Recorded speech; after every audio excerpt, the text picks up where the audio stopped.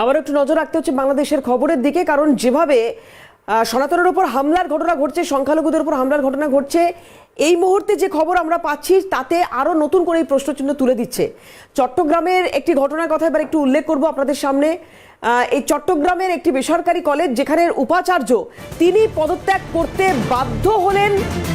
দীর্ঘ প্রায় 2-3 দিন ধরে তার উপর চাপ তৈরি হচ্ছিল বেসরকারি বিশ্ববিদ্যালয়, সেখানে উপাচার্য তিনি পদত্যাগ করেছেন। এবং এই ঘটনায় প্রশ্ন উঠে যাচ্ছে আবার সনাতনের ওপর হামলার ঘটনা কি তাহলে অব্যাহত? এই যে বিক্ষিপ্ত ঘটনা বলা হচ্ছে, কোনো অশান্তির ঘটনাই ঘটেনি বলা হচ্ছে, তাহলে সবটাই কি আইওয়াশ?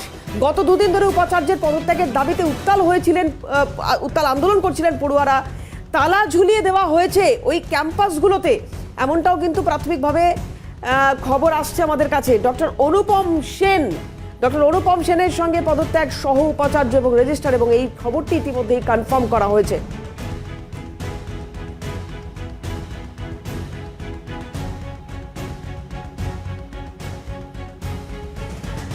এডিটর ভাস্কর দত্ত আমাদের সঙ্গে এই মুহূর্তে রয়েছেন টেলিফোনে। ভাস্কর, একটু জানবো তোমার কাছ থেকে লাস্ট আপডেট যা পেয়েছি। গতকাল নেত্রকোনায় যেভাবে মন্দিরের ওপর হামলা, মন্দির ভাঙচুরের ঘটনা, কালী মূর্তি ভেঙে গুঁড়িয়ে দেওয়ার চেষ্টা, আর এখানে প্যানেলে বসে বড় বড় কথা বলছেন যারা বাংলাদেশ থেকে রিপ্রেজেন্ট করছেন আমাদের সঙ্গে, যে এগুলো নাকি বিক্ষিপ্ত ঘটনা। আর ডক্টর অনুপম সেনের ঘটনা কি বলবেন এবার ওনারা? একেবারেই দেখো দেবারতী, পরিষ্কার ভাবে যেটা আমাদের কাছে খবর আসছিল, এবং হাসিনা দেশ ছাড়ার পর থেকেই বাংলাদেশে যে দিকগুলো পরিবর্তিত হতে থাকে বা পরিবর্তিত এই মুহূর্তে হয়ে গেছে, তার মধ্যে সবচেয়ে উল্লেখযোগ্য বিষয় হচ্ছে সে দেশের সংখ্যালঘুদের অবস্থান।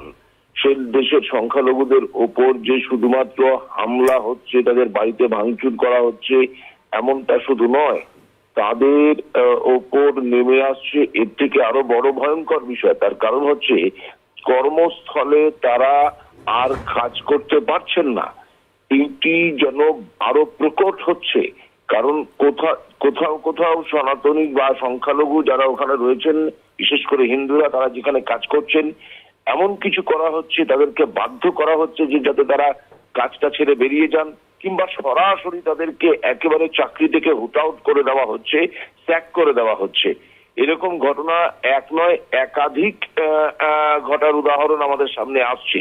সর্বশেষ যেটা আমরা দেখতে পাচ্ছি যে বাংলাদেশের একজন অত্যন্ত বিদগ্ধ মানুষ, যাকে শুধু বাংলাদেশ নয় এপার বাংলার মানুষও যথেষ্ট শ্রদ্ধা করেন, অধ্যাপক ডক্টর অনুপম সেন, তাকে কিন্তু সরে যেতে হলো তার পদ থেকে। তুমি জানো এই বেসরকারি বিশ্ববিদ্যালয়টিতে গত কয়েকদিন ধরেই ছাত্ররা রীতিমতো আন্দোলন করছিলেন, এবং তাদের আন্দোলনের প্রথম যে দাবিটি ছিল সেটি হলো উপাচার্যকে সরে যেতে হবে। কেন সরে যেতে হবে, কি কারণে সরে যেতে হবে, তার নিয়ে তাদের তেমন কিছু মাথা ব্যথা ছিল না, এবং তাদের যে দাবির প্রথম জায়গায় ছিল তাকে সরে যেতে হবে, এবং শেষ পর্যন্ত সরে যেতে হলো। যদিও পদত্যাগ পত্রে তিনি শারীরিক অসুস্থতার কারণে ব্যাখ্যা করেছেন, কিন্তু গোটা ঘটনায় একটা উদ্বেগ তৈরি হয়েছে। যদি এই রকম ধরনের মানুষের সঙ্গে এই ঘটনা ঘটতে পারে, তাহলে সাধারণ মানুষ যারা বাংলাদেশে রয়েছেন, বিভিন্ন ক্ষেত্রে কাজ করছেন, তাদের কি পরিস্থিতি হতে পারে? দেবারতী, একদম। ভাস্কর, আপাতত অনেক ধন্যবাদ। এডিটর ভাস্কর দত্ত আমাদের সঙ্গে ছিলেন।